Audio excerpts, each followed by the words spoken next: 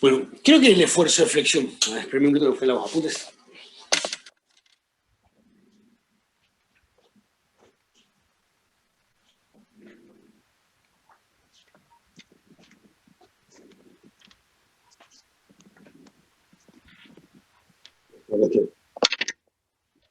¿Qué son los esfuerzos de flexión?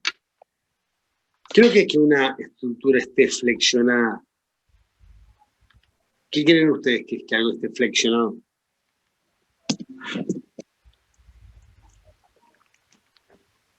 ¿Con qué asocian ustedes flexión? Vamos bien, participen. No le vamos a hacer nada. Que se ha doblado, que tiende a doblarse, profesor. Que tiende a doblarse. Eso es algo que todo el tiende a doblarse. Yo cuando al gimnasio, yo no sé, no voy al gimnasio. Pero cuando le hacen hacer, cuando lo hacían, en el momento de mi vida, cuando era mucho más joven, era flexión de brazo. ¿Por qué se llamaba flexión de brazo? Porque el brazo se estiraba, y era así cuando ustedes bajaban, se volaban, entonces el brazo se flexionaba. Ahí la parte, cuando más fuerza hacemos, estamos rectos. La flexión es lo que hace que, como el acero, la tracción es la fuerza que hace que la barra se estire. La flexión es como que hace que la barra se doble. Eso es una gran... que hayan intuitivamente dicho que la barra es algo que la doble, es algo bueno, pero la barra horizontal la doble. ¿Sí? Porque, por ejemplo, cuando usted tiene una barra horizontal y la barra se apandea, y uno no dice nada, porque la idea que ellos quieren decir que se ha doblado por el peso, porque estaba mal calculada, pero en realidad la falla que tiene es que la vía, lo ideal sería estar, la vía está flexada. Pero bueno, ustedes intuitivamente que la flexión era algo parecido a doblarla. Sí, por ahí viene la mano. ¿Sí? Entonces, para analizar la flexión, tenemos dos tipos de barra, dos tipos de vigas, ¿sí? Dos tipos de vigas. Pues la flexión se produce generalmente en vigas, también se produce en columnas, pero en la columna nunca viene la flexión sola, siempre viene la flexión con la compresión, en la columna, perdón, porque la columna trabaja siempre con compresión y puede ser que esté con flexión y compresión, o puede ser que esté con compresión pura, pero nunca va a estar con flexión pura, nunca, con flexión sola, nunca. Entonces las vigas son las que pueden llegar a trabajar a flexión simple. Entonces, las barras de flexión se pueden separar en dos grandes grupos, ¿sí? Las vigas de alma llena y la vía de alma abierta. ¿Ustedes qué creen que sea la vía de alma llena y la vía de alma abierta?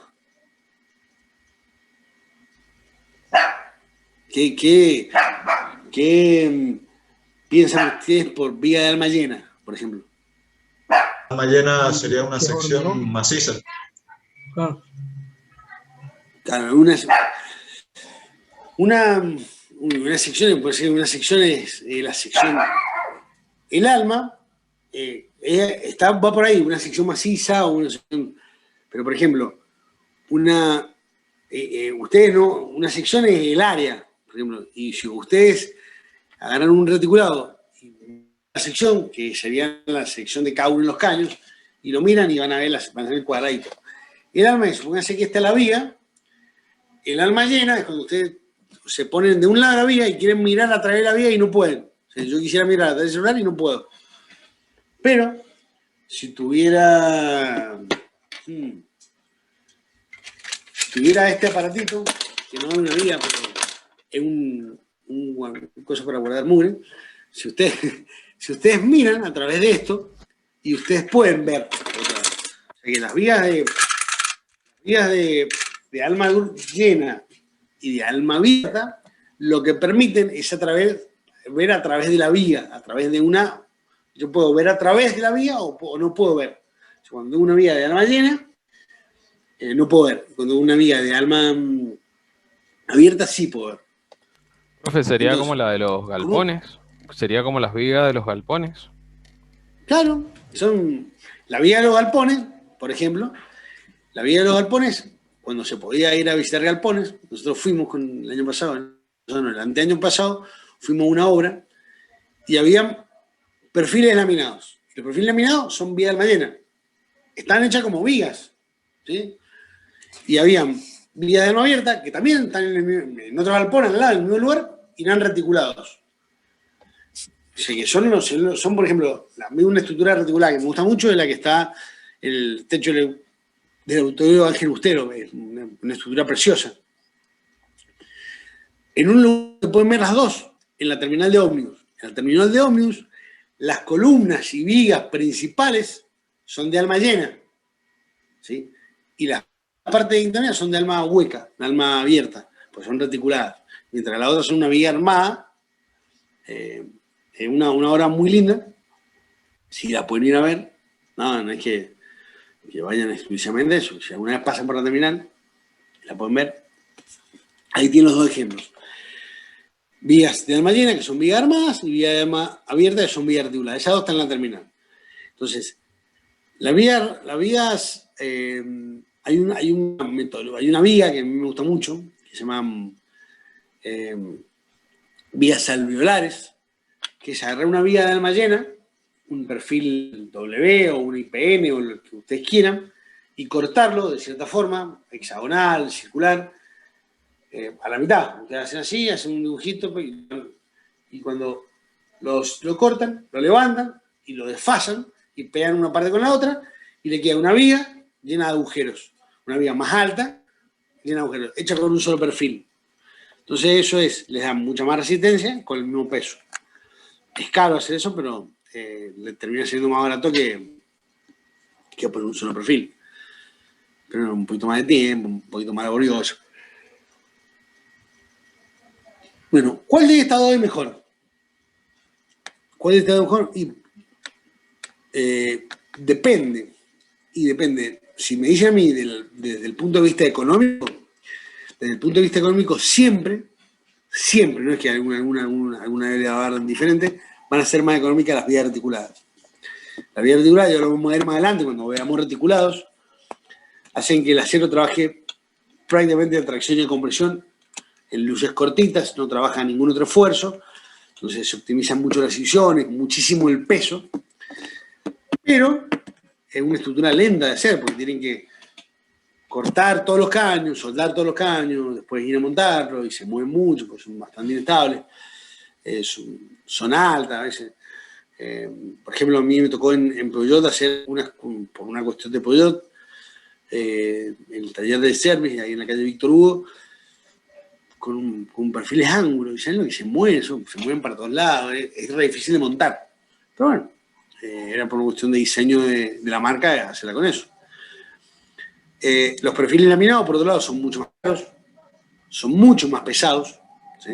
Son mucho más pesados que pero el perfil laminado, un perfil doble o un IPN, les llega, de donde les llegue, ahora hay que ver si llega, porque está complicado, pero les llega, ustedes lo miden, lo cortan, le hacen un agujerito para poner, si lo hacen con bulones, le hacen un agujerito, si no, lo llevan directamente a la obra y lo sueldan.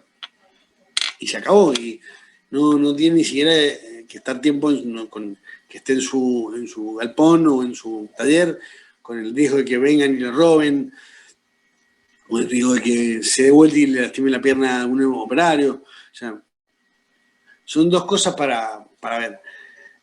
Si me preguntaban a mí hace un año atrás, yo hubiera preferido hacerlo todo con perfil doble, hasta un año atrás. Ahora, bueno, un poco por la situación del país, un poco por la situación del dólar, un poco por cómo está la situación del mundo también, está re complicado que nos manden perfil doble, así que yo prefiero, o sea, no es que prefiero, hay que volver a hacer vías articuladas.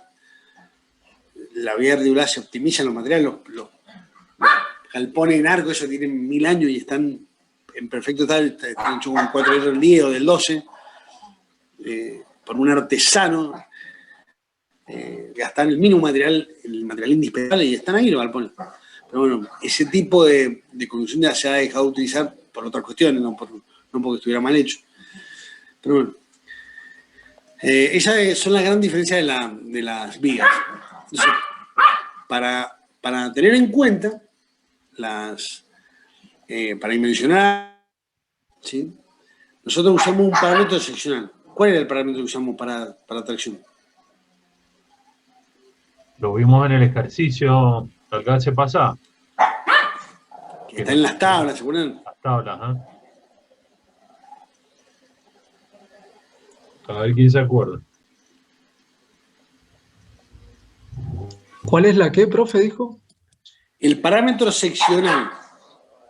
Porque en las tablas tenés un montón de cosas de secciones, de parámetros seccionales, y un montón de parámetros físicos, como la tensión, pero hay un montón de cosas geométricas en esa tabla, el espesor, el largo, el alto.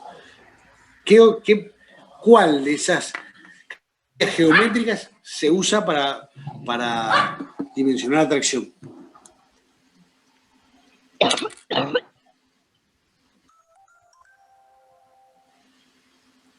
El área puede ser.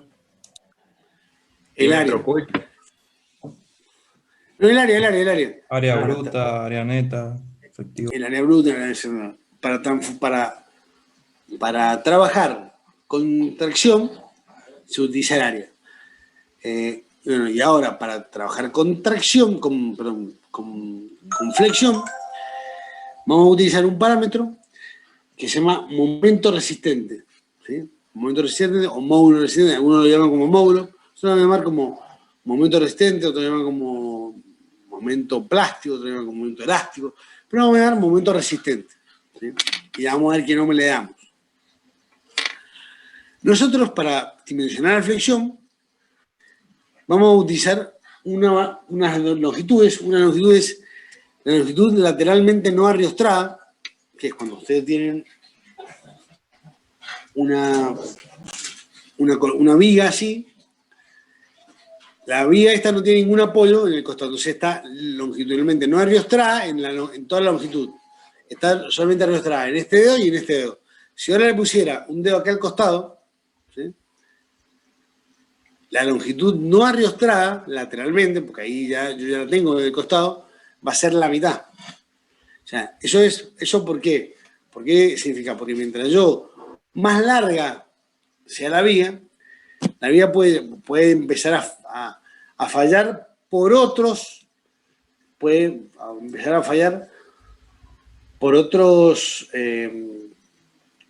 causas que no sean netamente la flexión.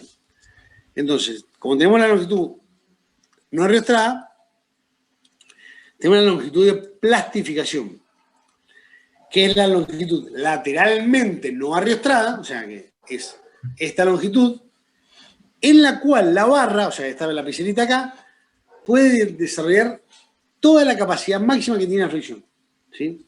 A tracción siempre puede desarrollar la capacidad máxima. ¿Cuánto es la tensión máxima que puede desarrollar el acero? La tensión máxima. 2.400 kilos por centímetro cuadrado. Sí, pero ¿Y las unidades que usamos nosotros? Sí, está bien, tiene razón. Era el kilonewton. A ver. No. Estaba bien. La respuesta está bien, pero en megapascales, ¿cuánto sería? Claro, en megapascales. Me complicó más. 240. 240. En tracción, siempre puede desarrollar 240 megapascales. Siempre. ¿Sí? Nosotros obviamente le ponemos un numerito, acuérdense que le ponemos un 0,9 para como tenemos un poquito de miedo, bueno, nos cubrimos un poquito. En flexión, ¿puede desarrollar los 240 megapascales? Claro, puede desarrollar los 240 megapascales en la longitud LP. Entonces nosotros siempre tenemos que usar el LP, saca una fórmula que no la vamos a ver nosotros, pero está en el código. siempre vamos a tratar de que nuestra viga, nuestra LP, sea menor o igual que nuestra LB. ¿Eso pasa? A mí no me pasa nunca.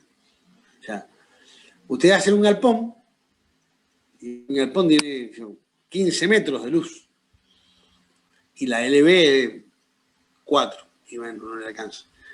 Hace una casa, que tiene muchas más cargas que un galpón. Entonces empieza a hacer la combinación de carga por la casa, y le dice, bueno, acá yo tengo un vano de 4 metros. 3 por 4. Bueno. La LB que yo tengo, la longitud que yo tengo que cubrir son 4 metros, o 3 metros en otro sentido. Mi LP es de 2,15. Y yo no puedo hacer una habitación de 2 por 15, es muy chiquito.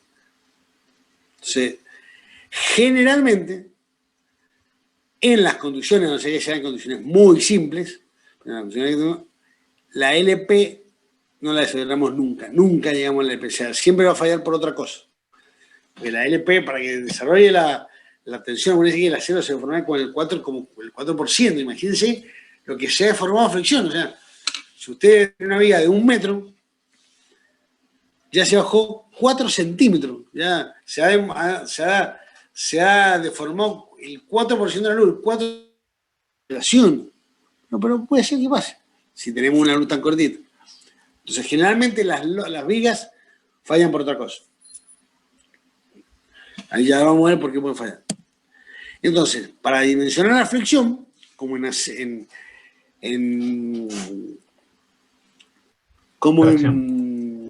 tracción usamos el área, en flexión vamos a usar el momento resistente elástico, que se llama S, y en las tablas, en algunas tablas, figura como W, que antes se usaba siempre, W. Pero en algunas, la gran mayoría de las tablas le pone S, y en algunas tablas viejas sigue figurando como W, ¿sí? Fíjense que cuando la longitud no arriostrada se transforma en la longitud máxima que puede salir la fricción, S, el momento resistente, se transforma en Z, se multiplica por 1,15. O sea, la viga, cuando desarrolla plasticidad, tiene un 15% más de resistencia, que puede aguantar un 15% más que si en manera elástica. Si una viga elásticamente, ¿sí?, llega a la plasticidad, cuando ya la viga llega a la plasticidad, ya no va a volver a su estado original, ya le va a quedar una formación remanente. Pero imagínense lo que se ha deformado una viga a flexión para llegar a la plasticidad, se ha deformado impresionante, ya lo que estaba ya no sirve, o sea, hay que hacerlo vuelta. Así que lleguemos al 1,15, no lleguemos, ojalá llegamos a todas las cosas, pero bueno, es complicado. Bueno, ¿va claro hasta ahí lo que es flexión? ¿Se entiende? Sí, profe. Sí, profe. Bueno, entonces acá vamos a leer la definición de flexión simple. Para que exista flexión simple, el plano de carga, o sea, si el plano de carga está la viga, el plano de carga es este, paralelo al eje de mayor inercia, el plano de carga debe contener al centro de corte que está ahí, al centro de corte, ¿sí?, y ser paralelo al eje principal de inercia, ¿sí? La viga debe tener restricciones, o sea, debe tener limitaciones a torsión, ¿sí? A torsión, ¿por qué? Porque si la torsión es, si esta es la sección, que se doble en este momento, que haga así, que se doble en el sentido del eje, ¿sí? Debe tener restricciones a la torsión en los planos de aplicación de carga, o sea, si yo aplico acá, esto no puede torsionar así, y no puede torsionar en otro sentido, y en los apoyos, si los apoyos están así, esto no puede torsionar, si este es el apoyo, la viga no puede torsionar en este sentido. Si nosotros logramos eso, ¿sí?, hacemos flexión simple. Se puede hacer flexión simple y en los puentes, generalmente en los puentes trabajan en flexión simple. generalmente, los puentes carreteros, la carga principal de los puentes carreteros es flexión simple. ¿Qué pasa? Que el análisis de carga es complicado, pero el puente, la viga del puente, trabaja generalmente en flexión simple. Después ya le podemos empezar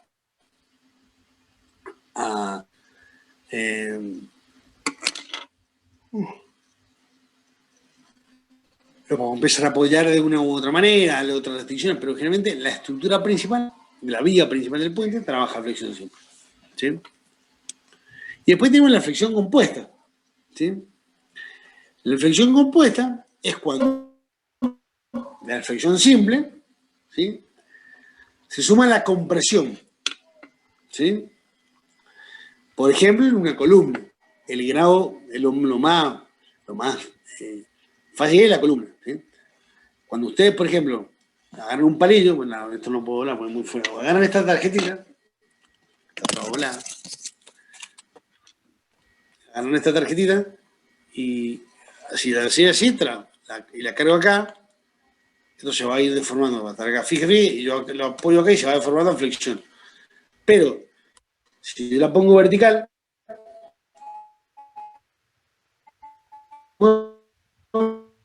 y se dobla. Ahí se dobla. Entonces ahí está flexionando. Pero si yo la empiezo a apretar haciendo, eso es el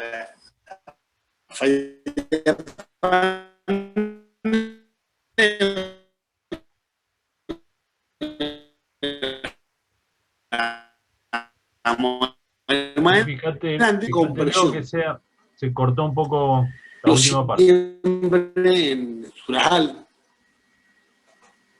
Bueno, ahí se escucha bien. Por ejemplo, si usted tiene una columna y la tienen bien recta, así, está recta, y la empiezan a empujar por acá, ahí la columna se va flexionando. Pero la columna sostiene un peso que viene de arriba y aparte y lo va apretando y se va fallando por flexión por esta carga y va fallando por... Es una flexión compuesta, ¿sí?, que falla por compresión y por flexión. ¿Sí? Hay una metodología especial, muy especial, que son los momentos de segundo orden. Por ejemplo, ¿qué es un momento de segundo orden? Y un momento de segundo orden hay que verificarlo en estructuras altas. ¿Sí? Por ejemplo, a mí me tocó una que yo le calculé una claro, no, bueno, se la calculé acá, se la calculé a alguien que me contó a mí, que era una claro, en San Rafael, y había que verificar la deformación del viento, ¿sí? Porque por si se salían se movía un viento muy grande y se salían de las antenas de frecuencia y había problemas con las señales. Entonces, cuando ustedes la verificaban, a la torre, a la flexión pura, capaz que se movía 10 centímetros. Y al moverse 10 centímetros, cuando usted la tiene así, la carga vertical va para abajo. Cuando la tiene acá, esta carga vertical está acá. ¿Sí? Está ahí en la punta. Entonces, antes esta carga se iba derecho por la visera hasta abajo, hasta el piso. Pero ahora cuando está acá, ya no se va, el peso no se va directo por acá. Una parte que se va directo y una parte que va para abajo. Y eso que va para abajo, fuerza por distancia, o sea, esta fuerza por esta distancia en horizontal que se mueve la torre, le da un momento, ¿sí? Y ese es el momento de segundo orden. No es un momento que sea un momento de segundo orden porque sea por la deformación de la estructura. Eso hay que verificarlo. Es importante en estructuras. En la estructura que tienen algún requerimiento de deformabilidad, hay que verificarlo. Y hay que verificarlo sobre todo en estructuras altas. ¿Sí? Yo siempre le ejemplo, cuando Tromblosini, un ingeniero muy conocido acá en Mendoza, que bueno, que no sé si en Mendoza está en Tucumán todavía, no me acuerdo. Pero cuando él recreó el modelo de las Torres Gemelas y lo presentó y un montón de explicaciones, él comentó que la deformación de las Torres Gemelas era el 1,2%, con un vientito normal. 1,2% en 400 metros, en 4 metros se movía 4 metros en el piso de arriba. O sea, cuando tuvieron que hacer la verificación al viento, con el viento diseño en esa zona, se le medía como 18 metros en la parte. Y hubo que calcular un momento de segundo orden. Entonces hubo que ver a las columnas que estaban, además del esfuerzo que soportaba, había que sumarle ese momento por la deformación, porque es complicado. Pero eso, nosotros no vamos a ver flexión compuesta, vamos a hacer flexión simple, pero es flexión simple sola en un lugar. Bueno, ¿qué pasa a veces? A veces, muchas veces, ¿no? Lamentablemente para nosotros, muchas veces, los perfiles que hay en el mercado no son suficientes. Y por una cuestión de altura, de una cuestión de ubicación de la estructura, no podemos hacer un reticulado. Pues si hacemos un reticulado, después no entra el camión, o si hacemos un reticulado, después no podemos poner el puente de grúa. Entonces decimos, bueno, la altura máxima que tenés son 40 centímetros. Y hay que meter 40 centímetros, hay que meterle la estructura en 40 centímetros. Vamos a hacer un reticulado, entonces vamos a un perfil de alma llena.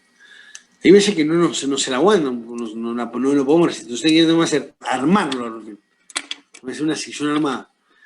Puede ser que a veces juntemos dos perfiles, así, y lo solucionemos. Puede ser que peguemos dos tubos y lo solucionemos, yo lo he hecho un montón de veces.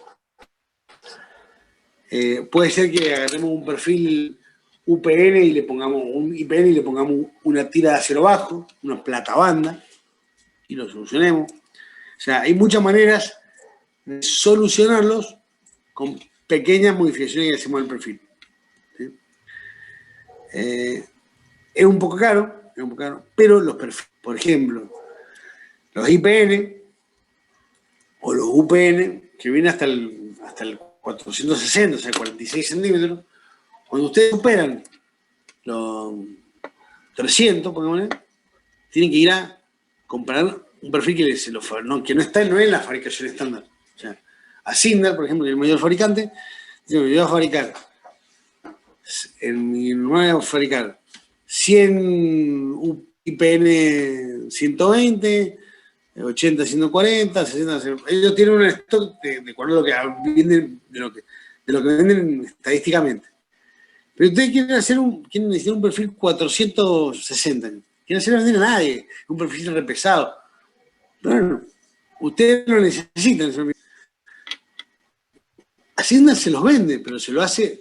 Hacienda quiere decir, yo lo otro hago, me va a tener que pagar 3 meses y te va a salir una fortuna, porque para hacer ese perfil tienen que parar la cola de producción, para un perfil súper especial. Entonces eso lo cobran. Está bien que lo cobren porque le saca la producción, imagínense. Pero bueno, por eso muchas veces, en vez de caer en un perfil, preferimos hacer vías armadas. ¿Sí? Con dos perfiles.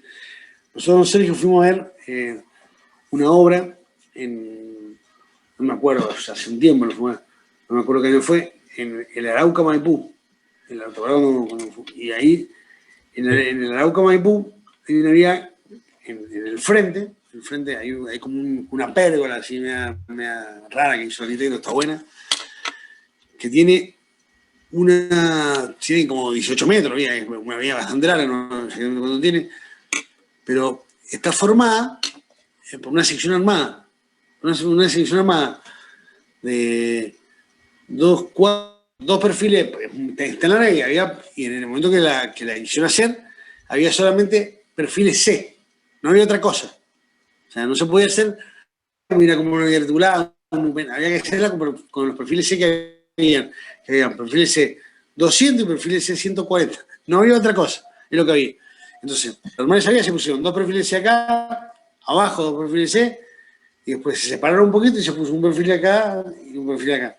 Que una una viga, perfil C, hueca, Brand. Y ahí está la viga hace 4 años, no sé cuándo, en 2002, ¿no? No, un poco más, 2012, y está ahí. Y no se ha caído ni nada.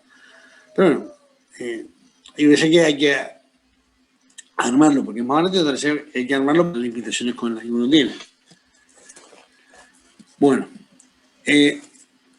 habíamos dicho que la viga, perdón, que estamos acá, lo ideal sea que falle en su estado plástico, ¿sí? Porque ya lo último. Pero dijimos que es muy difícil.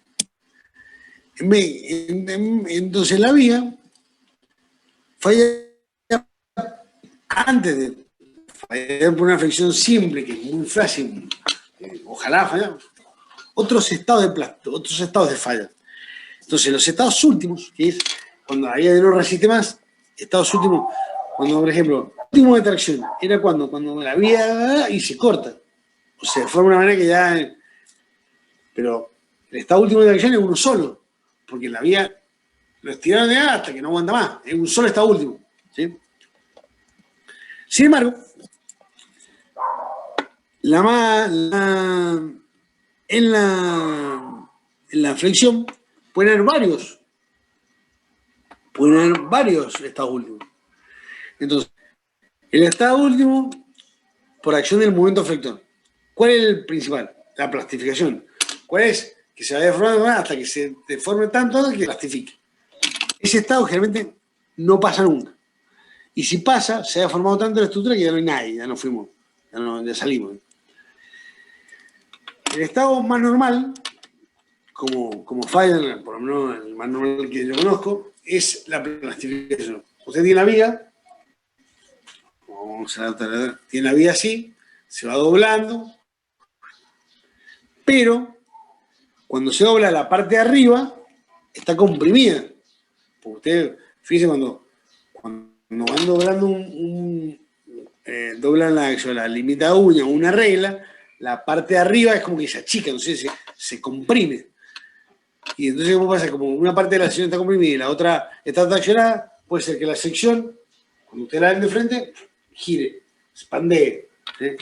Puede ser que está la fricción y esta parte se gire. Que eso muchas veces es lo que se ve en las correas de madera, que ustedes la ven como que están torcidas, ¿no? Están fallando por un pandeo lateral torsional. Esa es la falla más normal que hay. Que falle el ala en un perfil doble, falle la parte de arriba. La parte de arriba se comprime mucho y se pandea el ala, solamente la partecita de arriba. O puede ser que falle el alma, cuando está mal dimensionado, falla el alma. Cuando falla el alma, es como cuando usted ve que como agujeros, como golpes en el alma. Viene no sé, cuando se hunde un barco en alguna película, que dice bup, bup, como que va presionando mucho y es como que se hunde el casco del barco. ¿No? Eso es pandeo local del alma. Es raro que pase, pero puede pasar. Bueno, por la acción del esfuerzo de corte, puede fallar por la plastificación del alma, que es raro también que pase, o por el pandeo local del ala, que el pandeo local del ala por corte y el pandeo local del ala por fricción son prácticamente iguales. O sea, si falla uno en otro, es el mismo, porque eso significa que el corte lo transmite el alma en la parte grande, y cuando el alma le transmite el corte y ese corte se transforma en tracción y compresión en las almas, en las alas. O sea, cuando falla, se comprime mucho una ala, rompe por polución. Y después por cargas concentradas, que esto no son demasiado específicos, una verificación del pandeo localizado del alma para un pozo petrolero. Yo no sabía ni lo que era, lo que me preguntaban, un web clipping. Tenía que hacer un web clipping, no tenía ni idea, tuve que venir, estudiarlo y bueno, llevárselo. Realmente no es complicado, pero no se usa mucho. Bueno, esos son los estados límites de flexión. porque puede fallar un elemento por fricción. Nosotros de todos estos solamente vamos a trabajar con plastificación. En el examen le podemos pedir uno de estos, pero ustedes van a tener los apuntes, se lo pueden contestar bien, porque los apuntes los tienen. Bueno, ahora vamos a dimensionar la flexión, así después vemos el práctico de flexión con Sergio y lo dejamos. Profe, consulta. Sí, diga. Este PowerPoint, ¿nosotros vamos a tener acceso? Por supuesto, a este? es lo que hablamos buenísimo. al principio. Nosotros apenas tengamos la web, el aula virtual lista, le vamos a subir todos los apuntes, toda la presentación de PowerPoint, todas las tablas, todos los prácticos y todas las preguntas del examen que van a estar ahí. Bueno, muchas gracias. De nada. Bueno, dimensionar la flexión. El dimensionar la flexión es la fuerza, el esfuerzo para dimensionar la flexión. Para dimensionar la tracción usamos la fuerza T, ¿se acuerdan? T o P, T. P, con P. Ajá. P. La fuerza P, una fuerza de tracción, una fuerza P. Para dimensionar flexión utilizamos la fuerza, utilizamos el momento, que el momento es fuerza por distancia. Nosotros para dimensionar la flexión utilizamos momento. Momento, fuerza por distancia. Entonces, momento, decimos que el momento de diseño, M, es igual al coeficiente de reducción por flexión, ¿sí?, por Mn. ¿Sí? Y el coeficiente de reducción por flexión es 0,9, que si ustedes se fijan es igual al de tracción. ¿Sí? Puede ser que falle ahí, puede ser, sobre todo en flexión, que puede ser que los apoyos no sean los pensados por nosotros, puede ser que nos hayamos equivocado un poquito en las cargas, hay un montón de infinidades. Ese 9 yo creo que en flexión está bien. Ahora en tracción me parece que está exagerado. Yo le hubiera puesto 0,95 a tracción. Pero bueno, son cuestiones del código y no están mal. Entonces, para sacar el momento de diseño es la fuerza, el coeficiente de flexión, coeficiente de disminución por flexión, por el momento nominal. Y el momento nominal, ¿cómo se saca? En tracción, la fuerza, el PN, el PN era el área, o sea, la sección, el área, por FI, por 10 a la menos 1, que es un factor que transforma las unidades. Porque FI va en megapascales, área va en centímetros cuadrados, y MN va en kilonewton metro. Y P va en kilonewton. Entonces, nosotros poníamos 240 megapascales por X centímetros cuadrados, porque eso por 10 centímetros cuadrados, por 10 a la menos 1. ¿Cuánto era la fuerza? Por 0,9. Y eso le daba 220, porque 240 por 10, por 0,1, por 1, por 0,9, que era. Entonces, el momento nominal era la fuerza de tracción nominal era el área por la sección por 10 a la menos 1. Y la fuerza de diseño era esa fuerza nominal por 0,9. En el acero es la misma fórmula. En la fricción es la misma fórmula. Es Mn, el momento nominal, es igual a FI. FI es la misma, son los mismos 240 megapascales de tracción, son los mismos 240 megapascales en flexión. Y acá lo que cambia es que en vez de poner A, FI por A, ponemos FI por S. FI por S, que está en la misma tabla. En la misma tabla hay un S. Lo que sí hay que tener en cuenta que el S depende del momento de inercia, depende del eje de inercia. Por ejemplo, en un cuadrado, el S en este sentido igual, porque es un cuadrado. Pero en un rectángulo, si el rectángulo está así, el S más grande va en este sentido y el S más chiquito va en este sentido. ¿Sí? Entonces, M es la FI, que es 240 megapascales, pascales por S por, en vez de 10 a la menos 1, 10 a la menos 3. ¿Sí? Y las unidades son momento en kilonewton por metro cubo por metro, kilonewton por metro, FI en 240 pascales, como siempre, el S en centímetros al cubo, centímetros al cubo. ¿Sí? Y eso le da kilonewton por metro. Y una vez que tienen el momento nominal, lo multiplican por 0,9 y obtienen el momento de diseño. Y acá, bueno, dice MN igual a MP en plastificación, no hace falta. Pero bueno, eso es todo lo que vamos a ver de fricción.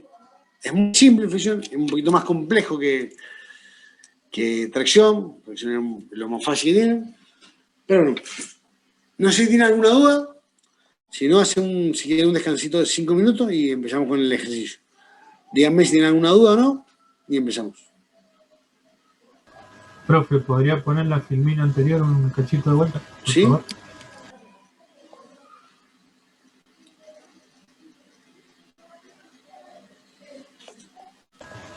Listo, gracias. Listo. ¿Alguna pregunta, chicos? ¿Podría No, profe. decir a qué se refiere? ¿El MP es momento? El MP es el momento de plastificación. ¿Sí? El MP y el MN son iguales cuando la LB, la longitud no está igual a la LP. Es raro que pase. Pero bueno, puede ser que sea. Si no se da, porque la única diferencia entre el MP y el MP y el MN es que cambia el S por el Z. Y el Z es 1,15 S. O sea, lo único que cambia es un poquito más grande el MP. Pero nosotros no vamos a usar el MP, vamos a usar directamente el MN. Vamos a usar siempre el MN. ¿Está claro? Listo, gracias.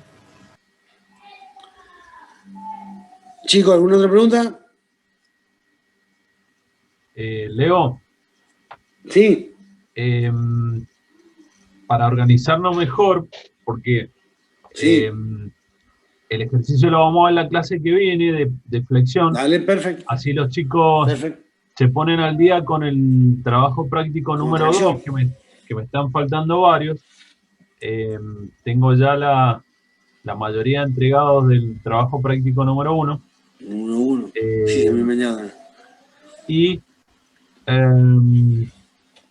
yo acá les iba a mostrar un video del puente de Tacoma.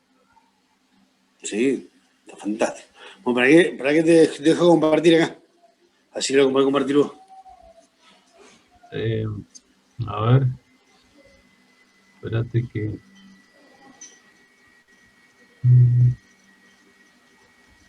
A ver si lo tengo por acá. Para que lo veamos y lo comentemos.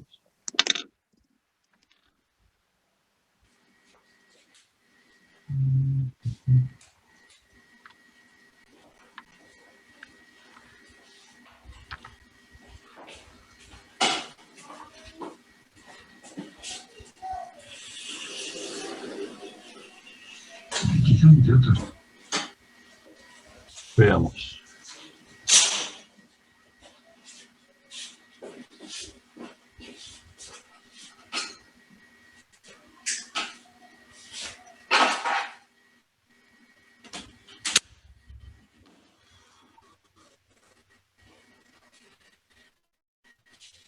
Bueno, entonces ahí les comparto el video, que este es un puente que en Estados Unidos colapsó y ahora lo comentamos. Las cosas, el puente de Tacoma fue la más espectacular y bonita de la historia. Por desgracia, su primera actuación estuvo destinada a representarse solamente durante unos 4 meses. Durante ese tiempo fue un puente precioso pero un poco extraño. Incluso antes de acabarse de construir, la gente ya observaba su peculiar comportamiento. Y era porque, incluso con brisa suave, el puente se ondulaba. Algún tiempo después, uno de los turistas locales Empezó a llamarlo Gertrudis Galopante. Y por razones realmente obvias, el nombre cuajó, por lo menos, hasta el 7 de noviembre de 1940. Por entonces, al igual que ahora, Seattle y Tacoma eran dos ciudades muy aficionadas al deporte. Durante 4 meses fue un deporte regional cruzar el puente conduciendo un coche un día de día, mientras unos aseguraban la escena como bien montados en la montaña rusa, otros se quedaban muy desconcertados al ver desaparecer el coche detrás. Queda por saber hasta qué punto se hubiera hecho popular este deporte o en qué medida se habría extendido por el país. El 7 de noviembre de 1940 el viento era relativamente moderado, unos 64 kilómetros. Apareció una nueva zona. El puente más peculiar se empezaba a enroscarse. Un viento de 64 kilómetros por hora no era demasiado fuerte, pero sí fue bastante para hacer que el puente se retorciese violentamente. Y a las 11 de la mañana, el puente cayó.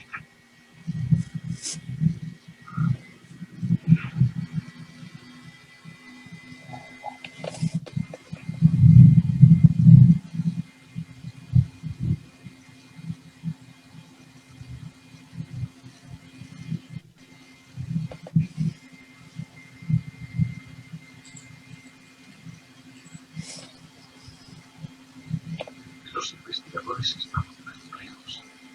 Un puente que había sido construido con las mejores técnicas de la época, quizás el mejor puente del mundo, no era un puente del que pudiera esperarse un derrumbamiento. ¿Qué había podido pasar? Theodor von Karman, profesor del cálculo y pionero de la aerodinámica moderna, apareció con la respuesta.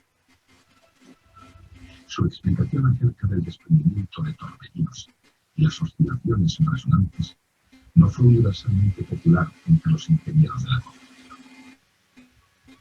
No obstante, como pudo comprobarse en el túnel de pruebas, en el Caltech y en la Universidad de Washington, la explicación de von Karman era correcta, y desde entonces ningún gran puente se termina sin haber pasado antes la prueba del túnel de viento.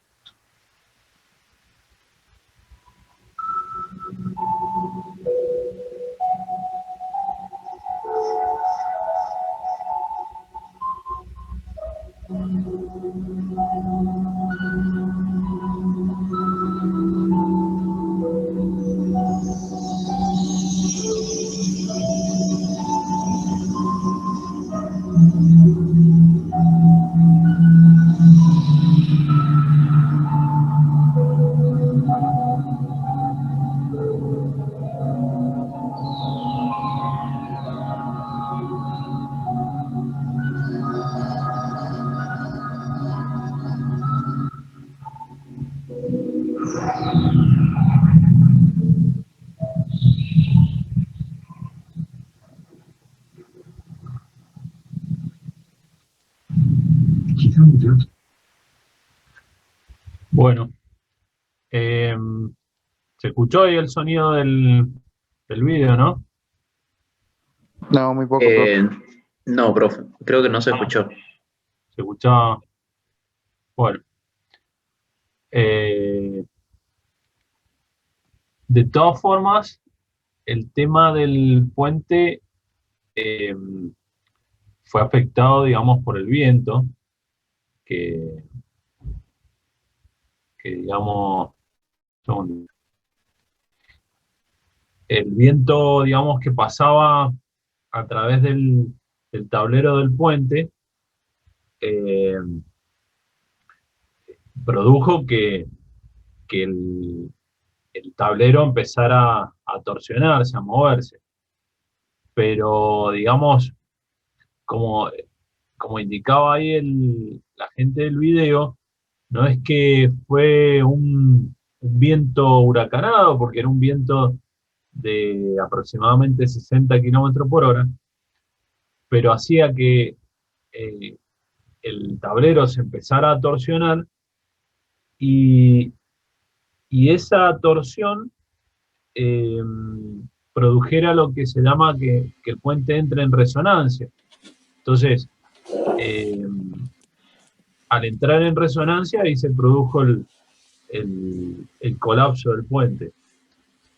¿Alguien ha escuchado nombrar el tema de resonancia, de la estructura? Así, bueno, le explicamos de qué se trata el tema, pero ¿qué piensan? Es como que está en la misma frecuencia, ¿o no, profe? Como claro, algo así. Sí, claro. Porque cada estructura tiene una frecuencia, un periodo, y si hay alguna acción exterior que coincide con ese periodo, la estructura entra en resonancia y se produce el colapso. O sea, básicamente eso es lo que se produjo ahí en el puente. Creo, Leo, que el puente se reparó posteriormente. ¿El Tacoma? Creo que sí. Yo realmente no sé. Yo sé que ese edificio, yo había cortado el ejemplo, ese puente, vos lo trajiste, había ganado en infinidad, pero en un momento fue el puente colgante más largo del mundo. Y aparte había ganado un montón de premios. ¿Te acordás? Una de los dijiste cuando. Sí, aparte tenía. Impresionante, un puente que era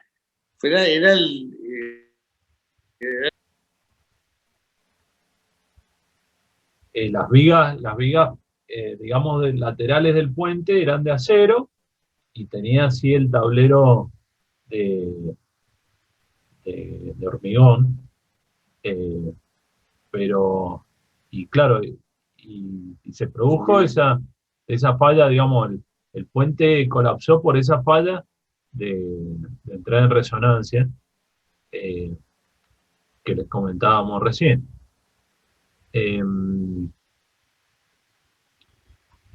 Ahí me parece que se cortó tu video, Leo.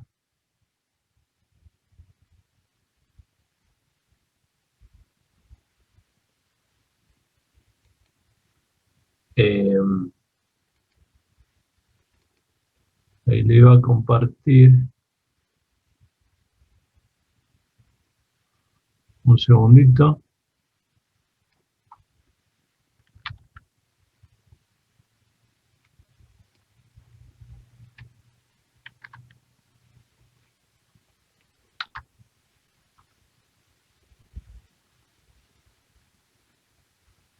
Bueno, y acá les comparto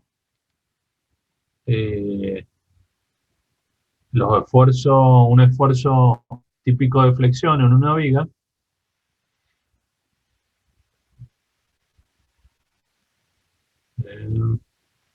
Un segundo.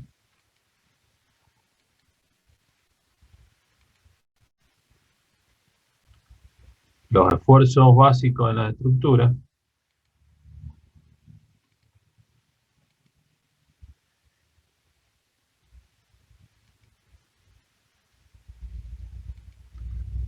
Entonces ahí tienen un esfuerzo de compresión, donde tenemos dos fuerzas iguales y contrarias, en una barra, dos fuerzas iguales y contrarias que están traccionando, que estiran la barra, es el esfuerzo de tracción que vimos en la clase pasada.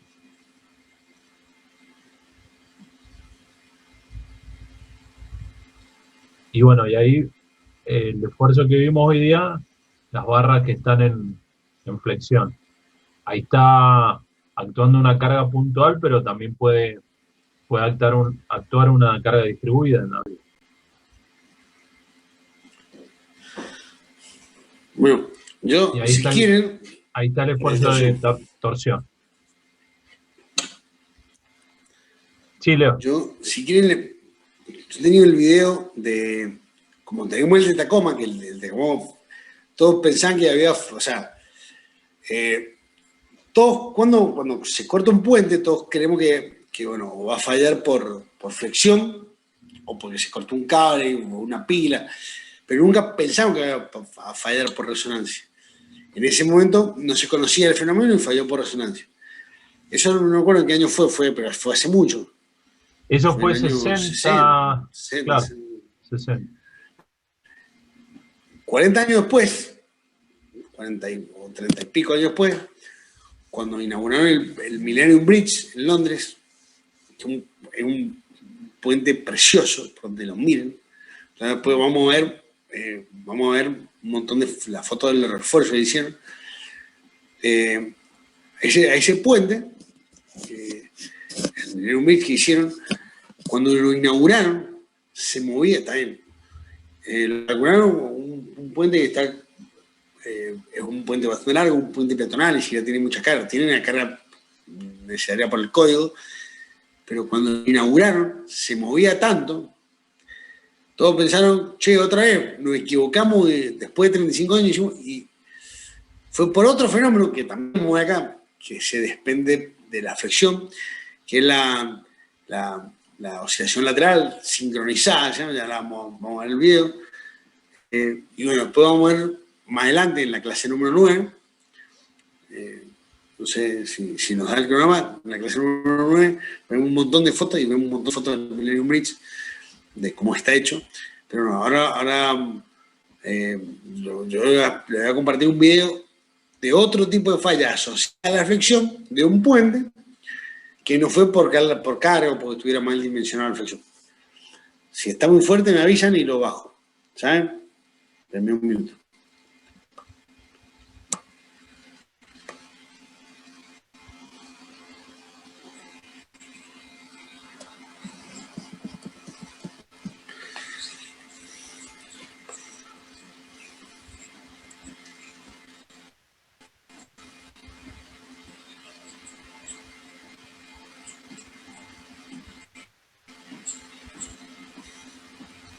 Profe, igual no se escucha. Sí, se ve que es el mismo tema cuando compartís algún video, lo que me va a haber pasado a mí cuando compartís. ¿No se escucha? No sé qué hay que hacer con él, porque yo el audio lo escuchaba bien de mi video. Yo tengo el máximo. No, creo que fue. Profe, si no, pasemos el enlace del video y lo vemos cada uno en su compu. Sí. Antes de compartir aparece compartir también el audio o algo así. Y tiene una casillita para cliquear. Bien.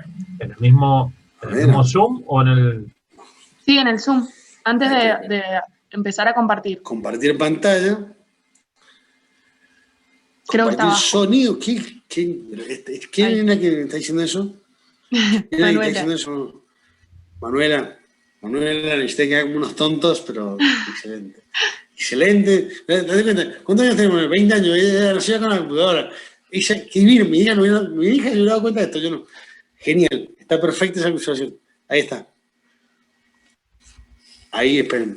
Empezamos de vuelta. Bueno, un bridge, le vuelvo a decir, es un puente que está en Londres, que es para mí un puente precioso. Es bonito.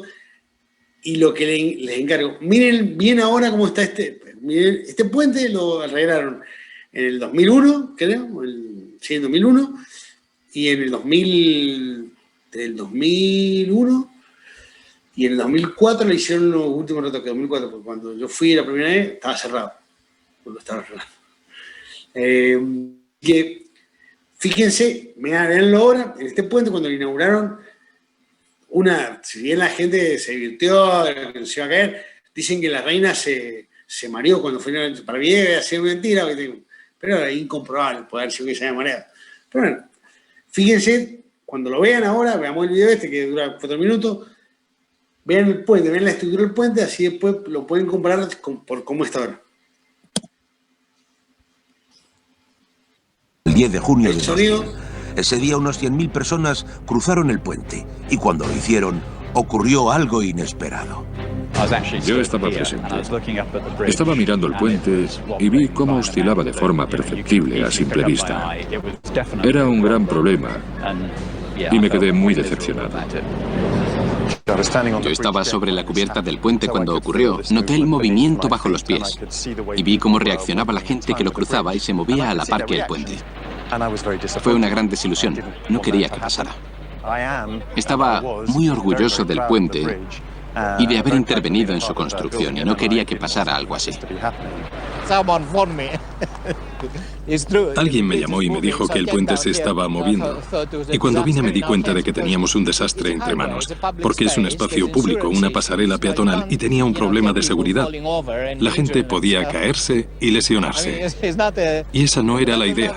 No era ese tipo de atracción de feria. El puente se cerró solo 2 días después. Es común que los puentes se muevan, pero no tanto como para que la gente que los cruce tenga que guardar el equilibrio. Así que la empresa Arup tuvo que volver a la mesa de dibujo para averiguar la causa de las notorias vibraciones. Todos hemos experimentado una sensación similar al caminar por la cubierta de un transbordador al cruzar el Canal de la Mancha. Tendemos a anticiparnos al movimiento del barco para mantener el equilibrio y nos adaptamos a él para caminar más cómodos. En un puente, el problema para el ingeniero es que todos los peatones hacen exactamente lo mismo. Y la fuerza lateral que se genera, que no está correlacionada, acaba correlacionándose y el efecto final es enormemente significativo. Así que tuvimos que hacer pruebas con multitud de gente sobre la pasarela. El problema estaba en la vibración lateral, no en la vertical, y Arup llevó a cabo una serie de pruebas para descubrir por qué el movimiento individual de cada peatón podía sumarse hasta crear un movimiento general tan grande. Descubrimos que había una relación asombrosamente clara y bien definida entre la fuerza que ejercemos hacia los lados cuando caminamos por una superficie en movimiento y la velocidad de esa superficie. Fue realmente un momento eureka. Ese momento eureka condujo a Arup a desarrollar una nueva fórmula para calcular la llamada excitación lateral sincronizada. Es decir, la fuerza lateral que ejercían los peatones cuando se equilibraban para contrarrestar las vibraciones. Para reforzar el puente contra esa fuerza, los diseñadores tenían 2 opciones. La primera era fortalecer la estructura para que su frecuencia ya no encajase con los pasos de la gente. Pero se descartó por razones tanto estructurales como estéticas, porque el puente tendría que hacerse 10 veces más rígido y la estructura adicional requerida estropearía el aspecto del puente. Así que escogieron la segunda opción, un método llamado de amortiguación. Intentamos instalar amortiguadores que absorbieran las vibraciones, como los amortiguadores de los coches que disipan la energía y la absorben. Los amortiguadores podían absorber la energía que ejercían los peatones sobre el puente y, por lo tanto, reducir el movimiento. Arup quería conservar la elegancia del diseño original del puente, pero se enfrentó a tener que añadir una cantidad de amortiguadores muy superior a la habitual en una estructura civil. Así que se les ocurrió la solución de instalar los amortiguadores a lo largo del puente, bajo toda la cubierta para absorber la energía. También se añadieron amortiguadores a las bases de cada rampa, pero el equipo aún tenía que demostrar que funcionaban. Una tarde hicimos que una muchedumbre cruzase el puente de norte a sur y volviera a cruzarlo una y otra vez. Y el puente se comportó como predecimos. Los movimientos se mantuvieron muy por debajo del umbral de seguridad y tras ello pudimos abrirlo al público. El vanguardista descubrimiento de Arup se compartió con la comunidad internacional de ingenieros y repa contribución a la historia británica de la construcción de puentes. El puente del Milenio de Londres se reabrió al público el 15 de enero de 2002. Su impacto fue enorme y ayudó a regenerar la margen sur y a traer la prosperidad. Bueno.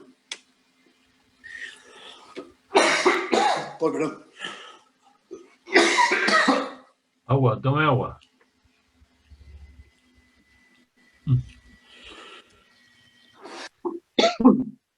Bueno. ¿Lo escucharon? ¿Lo vieron?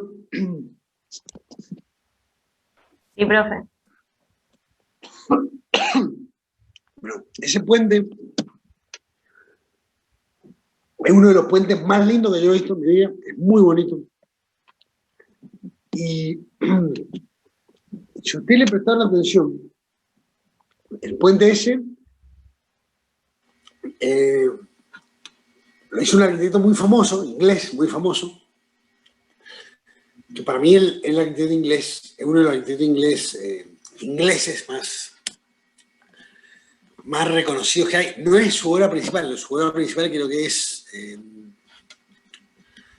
el Museo Guggenheim de Bilbao, creo que lo hizo él.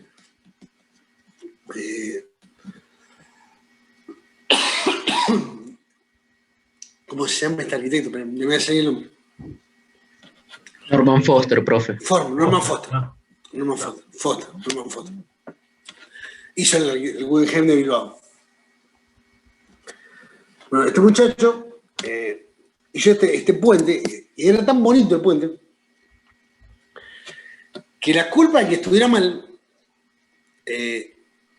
era del ingeniero. O sea, eso les va dando cuenta que al tipo lo llamaron, a Norman Foster lo llamaron, dijeron, flaco, hacer un puente para unir una ciudad, un lugar ahora es turístico de todos lados, pero en ese momento era un lugar muy turístico, que es la iglesia de San Pablo, San Paul, que es la catedral principal de Londres,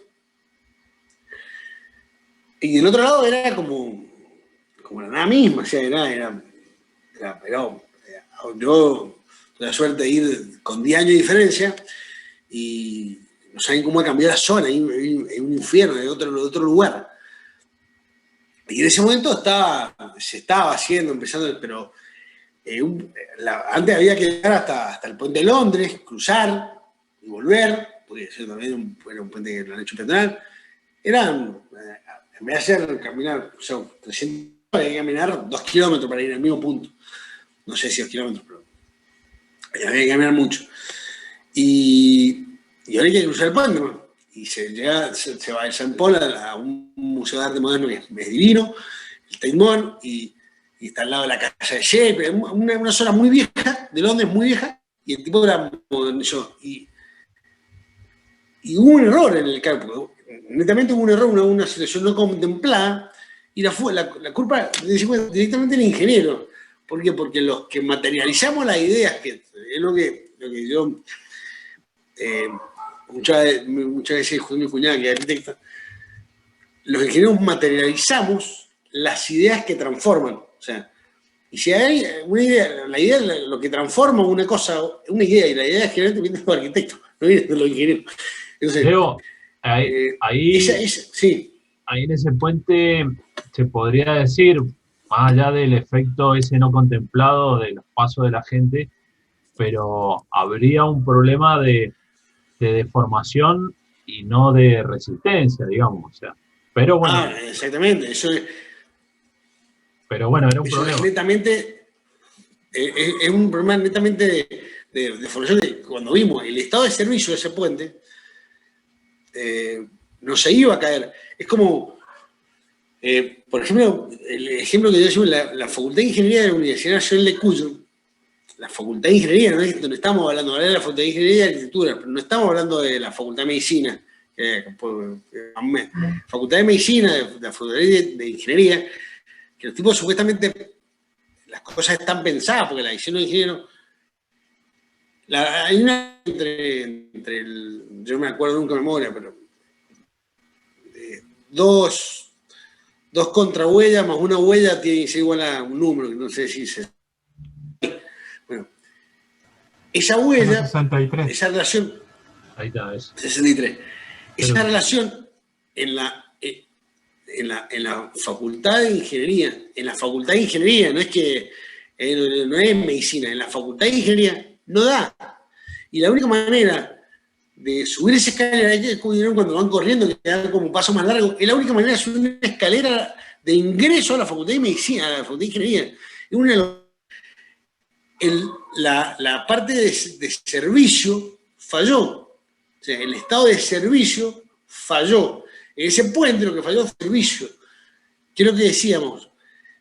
Si hacemos en la facultad, nosotros cuando caminamos notamos que vibra el piso y falló, no sirve eso. O sea, puede ser con puede ser, pero si yo lo veo con mis chicos en la planta se pone se salta y dice, pum, pum, y dice, no se me mueve, pero se siente. Y usted está en la cocina, abajo, y se siente que está. Y chicos, dejen de saltar. Ahora, si ellos van caminando, no se siente nada. porque no está pensado para que salten en su habitación, ¿sí? O en la sala de juego, no está pensado para hacer eso. Pero sí para que caminen, no pasa nada. ¿Sí?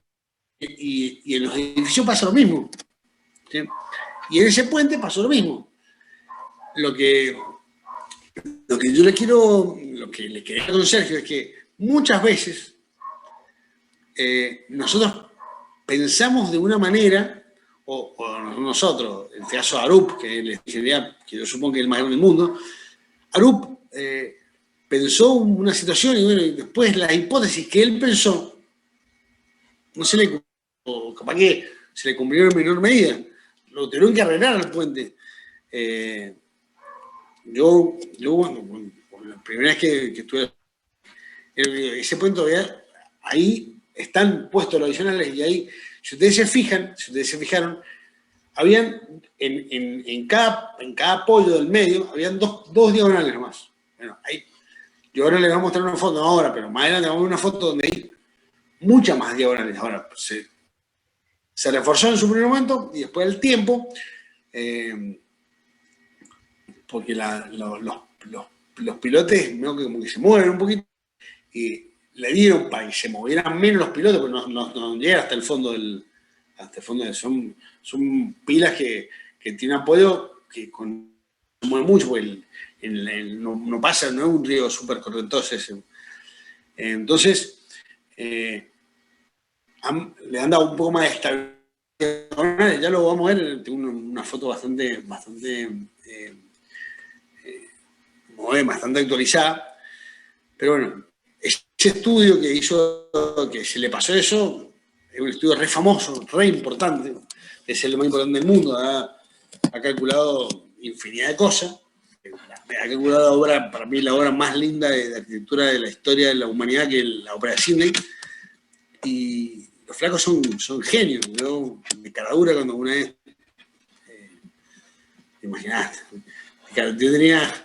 Pero no había trabajado nada, 24 años fui, le dejé el currículum, fui a la puerta del lugar. Bueno, sí, no sé nada, vengo a dejar el currículum porque me fui a mi casa, pues, una cosa de loco, pero bueno, no me llamaron, no, estoy esperando que me llamen todavía. Pero bueno, son tipos muy crack y se les pasan esas cosas. ¿Por qué? Porque no, quizás las hipótesis de cálculos de ellos fueron sofisticadas para el estado último. Pero para el estado de servicio, y tuvieron algunas, capaz que supusieron otras cosas que no habían, o no lo habían examinado bien. Lo que le queríamos compartir con Sergio es eso, que muchas veces, independientemente del esfuerzo, que en todos casos el esfuerzo principal en los dos puentes es el de flexión, las estructuras pueden fallar por otras cosas que se correspondan tanto al análisis de carga, ¿sí? Así bueno, Bueno, y ese puente de Londres, el arreglo de colocarle esos aisladores debe haber sido bastante costoso. No, aparte, fíjense la fecha, del año 2000. Ahora el tema de la aislación está muchísimo más desarrollado, pero hace 20 años atrás independientemente de que fue costoso, fue una jugada, porque había que apostar a eso. Y esta gente apostó. Bueno, le salieron porque el puente es precioso, está ahí en pie y usted puede caminar y todo. Pero bueno, ahí hay que hacerlo. O sea,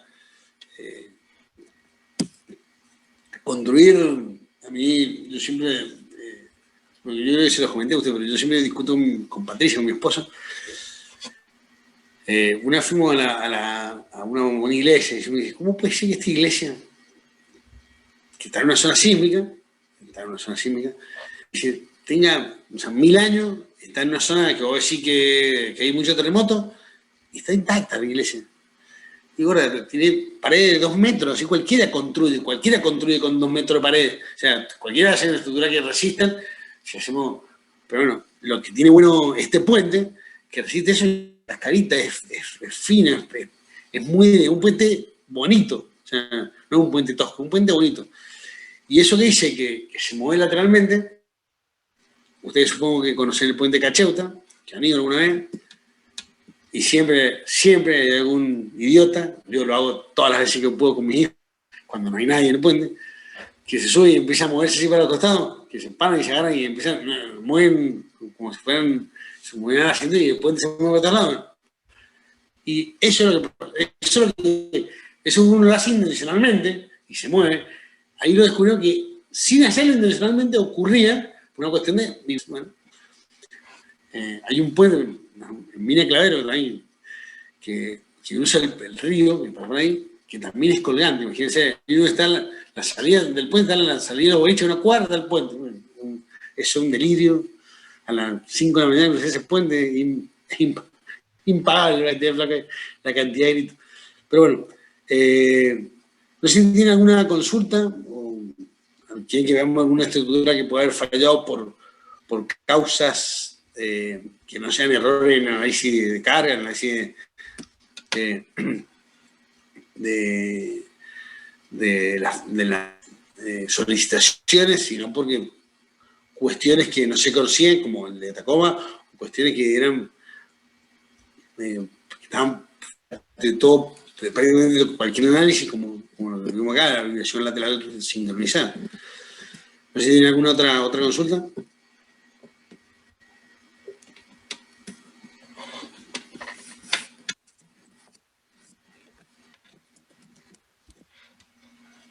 Chicos. Se durmieron. No, profe. No, profe. Ahora tengo.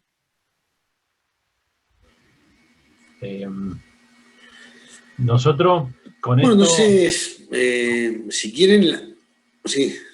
No, digo, con esto, el tema de los puentes, queremos mostrarle que comúnmente los tableros del puente trabajan a flexión y los puentes, por ejemplo, atirantados, que tienen un cable, son elementos de atracción. Entonces, para que tengan un ejemplo, digamos, visual de los dos esfuerzos que hemos visto hasta ahora.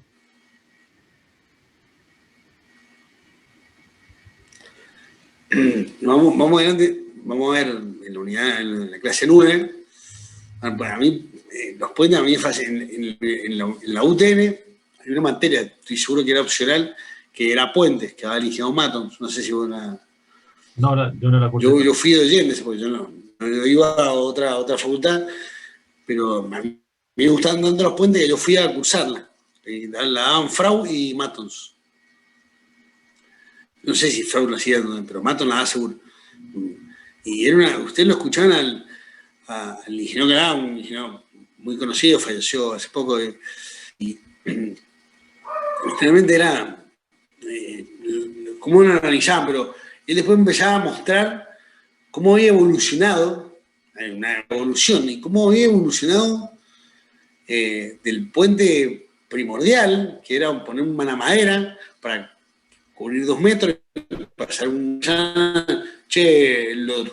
tenemos que pasar con todo el ejército, bueno, cómo hacemos con unas puertas, con piedra, cómo podemos poner para que las piedras funcionen bien, después no conseguimos palos tan grandes, veamos cómo podemos ponerle algunas columnitas al medio, y él fue aplicándolo, cómo fue evolucionando de puentes en arco, que tenemos acá en Mendoza, como el puente que está ahí como el puente de Cacheuta, el puente de Frasca.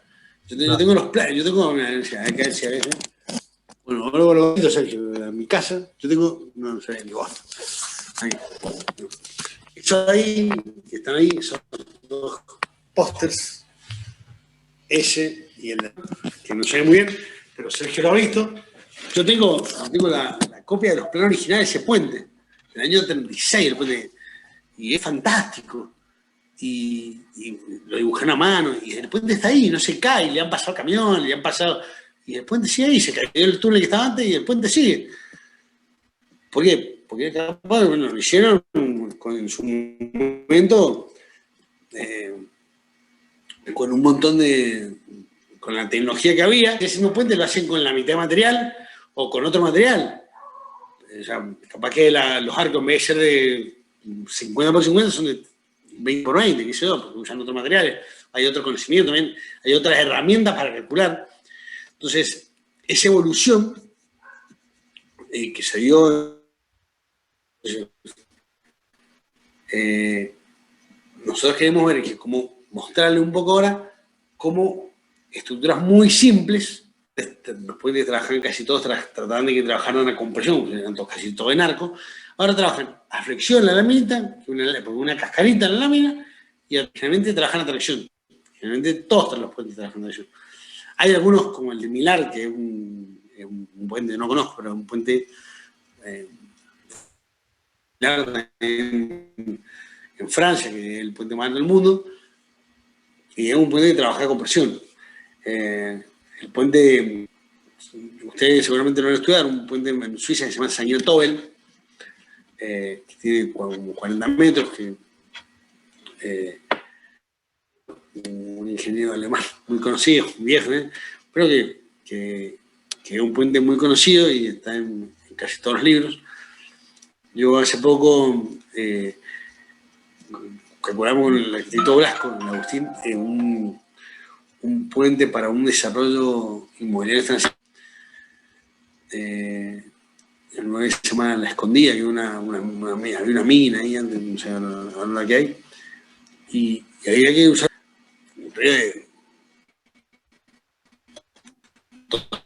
metros, había que usar un cañón de 12 metros. Y hicimos una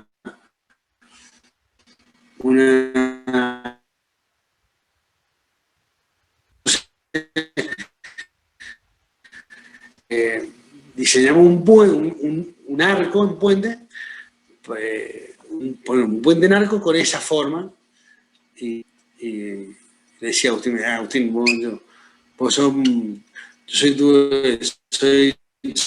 soy tu Leonhard de, no sé cómo se llama el arquitecto, pero tenía 10 metros, no sé cuánto, tenía 40 y sin computadora, o sea, tenían un poco más de mérito. Pero bueno, eso es lo que queríamos mostrar. La semana que viene veremos el práctico de flexión y empezaremos con compresiones, el tema.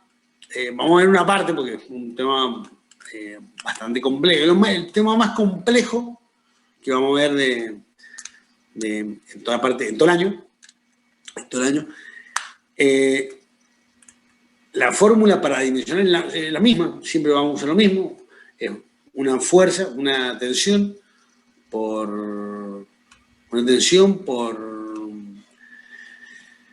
la parte de por la característica geométrica que usamos, por un coeficiente de conversión de unidades, son siempre las mismas, pero si bien siempre en flexión y en compresión usamos la tensión de fluencia, en compresión también vamos a usar la tensión de fluencia, pero como punto de partida.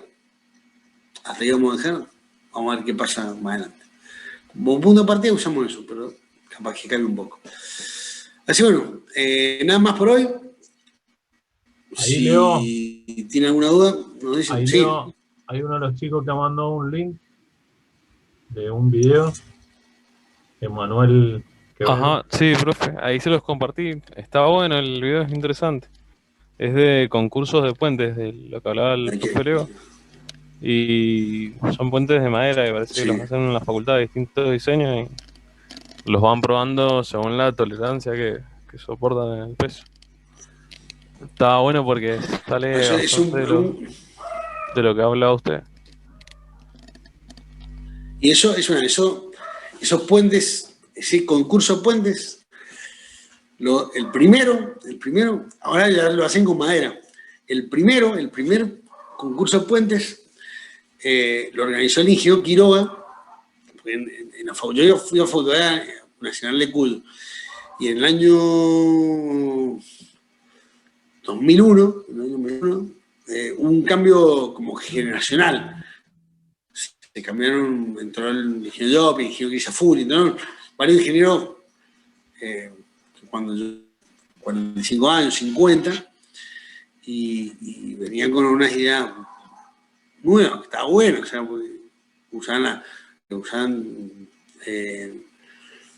usaban herramientas nuevas, teorías nuevas. Acá estábamos todavía con kilogramos y yo ya trabajaba todo con kilonewton, como las Pascales.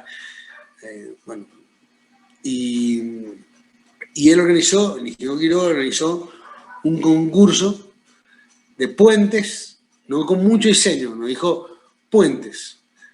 Y nosotros, a él no le interesaba tanto a ver, si viene un premio para la parte estética, lo que habían dos grandes, como en la fórmula que llevaba el total, había como dos grandes puntos. La exactitud o la precisión con la que nosotros decíamos se va a romper a tal carga y la relación entre resistencia y peso. Pero había ciertas limitaciones. Como uno no se puede usar, no se puede usar ciertas cosas para bajar el codo, para bajar el peso. Nosotros hicimos un puente, me acuerdo, el grupo éramos 3, el Fe, el Manolo y yo, éramos tres chicos. Y nosotros hicimos un puente con palito de lado, con 2 vías principales, 3 vías secundarias, una vía caía justo el apoyo, 2 vías longitudinales, y nosotros dijimos, no, se va a romper a los 150 kilos, no me acuerdo el número exacto. Y se rompió a los 152, o a los 150, se rompió por 2 kilos de diferencia de los primeros, les juro, por 2 kilos. Estábamos nosotros felices, ¿no? Y aparte, el puente, a nosotros no era un puente pesado, porque tenía muy poca estructura, pero obviamente, yo no, las instrucciones, el reglamento ni lo había leído, yo había hecho eso, y era un puente bonito porque en ese momento la novia, que ahora tiene otra esposa, pero la novia en ese momento del Manolo era maestra jardinera, o estaba estudiando. Era no saben lo lindo que mi hermana, no saben lo lindo que dibujan, hacen. La chica hizo la decoración del puente, para chicos, ella está haciendo las pasanderas, y nos quedó precioso, tenía un puente más bonito del mundo, hecho para chicos, pero bueno, al final, hay unas cosas que querían ser de palito, lo nosotros hicimos de papel y nos descalificaron. Pero están buenos esos. Y acá en Mendoza, el ingeniero Quiroga, que creo que da clase en la facultad de arquitectura, creo que en otra facultad. Pero sí, en Mendoza. Él es muy, digamos, trata que lo hagamos mucho esto. ¿Por qué? Porque cómo se rompen las cosas, porque vemos cómo se rompen, son cosas que podemos hacer. Hicimos, en vez de hacer una lajera, como decimos, hicimos, y está bueno, y son cosas que funcionan. Yo soy completamente desprolijo, por eso tenía mucha que no ayudaba, pero son cosas que sirven un montón. Ustedes harán un montón de maquetas. A mí cuando trabajar, con Manolo Blasco, o con el arquitecto Primo, son dos de la arquitectura que en Mendoza, los tipos que se juntan con el dueño y le hacen los planos a mano y le hacen los croquis y le dicen, mira, la vista de tu casa va a ser esta, a mano, y después hacen el dibujo y sacan una foto y la ponen en el plano, porque ellos tienen el foto digital ahora. Pero eso sirve un montón. Y estos puentes, si bien no es tan artesanal ni tan artístico como eso, como un plano hecho a mano, estos concursos, para que ustedes vean cómo se construye de cierta manera, pero sobre todo cómo trabajan las estructuras, cómo fallan, cómo se rompen, es buenísimo, porque nos da una idea de estos concursos donde está todo controlado, porque acá no hay vibración real, no hay un túnel de viento, no hay nada que pueda pasar como en los otros puentes. Acá, una situación ideal, se puede ver tan exacto, o que tan preciso fue nuestro cálculo, ¿sí? Por eso están buenos. Hay un concurso para que se presenten en Córdoba, por ejemplo, hay unos que seguro, que en Córdoba lo han hecho en Córdoba, que han ido chicos de acá a participar al concurso de Córdoba, un concurso nacional de puentes. Ustedes se inscriben, hacen un puente, se lo aprueban y van allá y dicen, obviamente le dicen si es bonito, si es feo, ¿no? Y después lo ensayan y lo rompen el puente, y el que está más cerca y cumple con... Y está ese concurso nacional, y acá han ido chicos a participar, seguro. Bueno, así Leo, que ayúdense si quieren y nosotros acompañamos. De hecho, nuestro trabajo final de la cátedra es el diseño de un puente y la verificación, así que bueno, ya van a tener tiempo, ¿eh? Bueno. Claro, igual nosotros le pedimos que hagan un ensayo, pero antes de hacer un puente, nosotros en el trabajo final de la cátedra le hacemos hacer un puente. Le hacemos hacer un puente, una personalidad peatonal. Antes le hacíamos hacer un estadio, boludez, así, pero quedamos, hace 2 años que venimos haciendo hacer un puente, y realmente a los chicos, aparte, hacemos hacer puentes en lugares donde se pueden construir puentes, donde son necesarios. Y una vez hicimos una ciclovía, una vez que hicimos una ciclovada, que le hicimos un puente, ¿verdad? Hicimos una ciclovía sobre el Mariano Moreno, ¿te acordás? Sí. Y lo trajimos al gas, no vino. Vino una chica, ¿cómo se llama? El de Maipú. Vino, ¿cómo se llama? La arquitecta de Capital, que vino a verlos. Ah, la Braganini. Que era claro, la Braganini, que fue la... Bueno, claro. Vino una idea que era la jefa de planificación en el momento claro. O algo así en Capital. Sí. Después le invitamos al arquitecto Kotlik de Godoy Cruz. Vino una que era la arquitecta del presidente, porque iba a pasar por enfrente de los edificios del presidente. O sea, realmente estuvo buenísimo la casa. Y los chicos hicieron algo que se podía construir. Obviamente, una cuestión, nosotros no nos interesa, pero invitamos a gente que vino y lo vio. Y lo vio y le decía, che, bueno, vámonos. Después si lo hacen o no lo hacen, no me calienta. Nosotros por lo menos provocamos. Después una vez preguntamos en Maipú qué iban a hacer y nos dijeron, queremos hacer un estadio como el de Gabriela Mistral. Y yo lo vi en el Gabriela Mistral, ha quedado re bonito ahora. Pero bueno, hicimos, los chicos hicieron, vino Belén Campanella, que es una arquitecta, que es la asistente del secretario de Obras, que me sabota, él no vino la asistente. Y nosotros terminamos, le damos los dibujos, le damos toda la Múnich Maipú, porque era un proyecto que estuvo hecho en un lugar, los chicos tuvieron que ir al lugar, fotos, y estudiar las calles y la circulación, y ver, o sea, obviamente nosotros le hicimos que ustedes lo van a hacer un proyecto ambientado en algo que se puede hacer en un lugar físico real, que tiene que ir al lugar, cómo mejorarlo, y después lo calculan.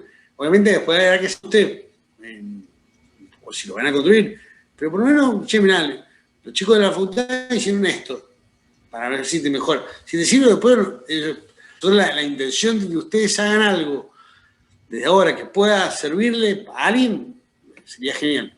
Entonces, nosotros el año pasado, cuando lo hicimos, en el 2018, ¿no?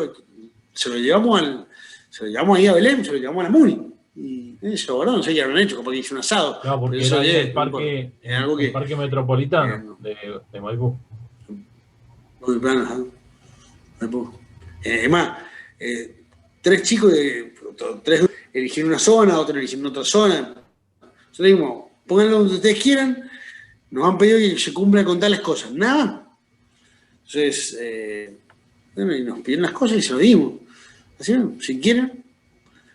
Este año, si querés, vamos a hacer... Yo estoy haciendo un trabajo con Mario Rodríguez. Mario Rodríguez es el presidente de Gutiérrez Sport Club y ellos tienen le regalaron a Muni Maipú un terreno nuevo y quieren hacer un predio, una sede social con cancha. Bueno, podríamos hacer eso. Ya veremos. Bueno. Veremos qué podemos hacer. Genial. Tenemos tiempo. Perfecto. Pero bueno, chicos, lo dejamos, ya le habíamos hablado mucho. Bueno, chicos, así que buena semana. Lo dejamos. El lunes empezamos nuevamente. Empezamos con el separativo de flexión y con presión. Que descansen, cuídense mucho, porque está complicado esto del coronavirus. Y bueno, nos veremos. Chao, chicos, buena semana. Chao, profe, nos vemos. Chao, profe. Chao, profe.